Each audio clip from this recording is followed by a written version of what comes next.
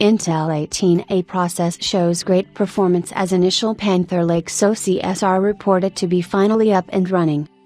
It seemed like Intel Foundry has become a heated topic in the industry, and in all that frenzy, it is now said that the division has managed a massive breakthrough with its 18A process.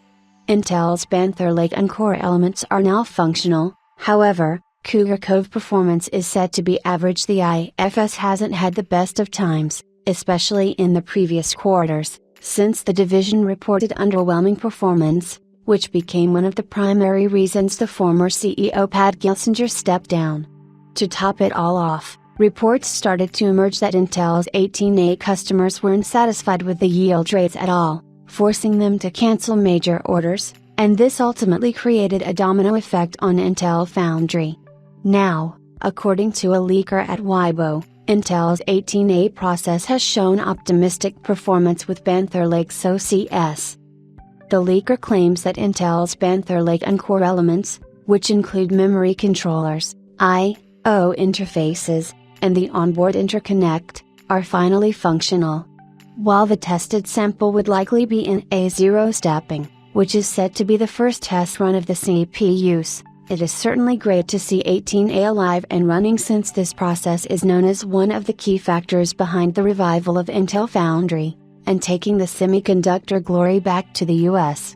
However, the one important thing to talk about here is that the leaker has categorized Panther Lake's P cores, Cougar Cove, as something average, likely indicating that PTL performance wouldn't be as dominant as mentioned in the past. However, it is important to take these statements with a grain of salt, since nothing is official for now, and details around Panther Lake are pretty confined.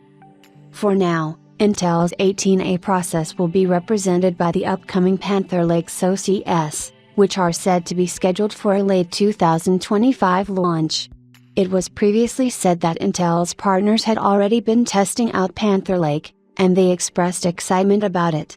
While we won't discuss Panther Lake in detail, it is expected that the first batch of SKUs will likely be in the mobile segment, featuring the H models.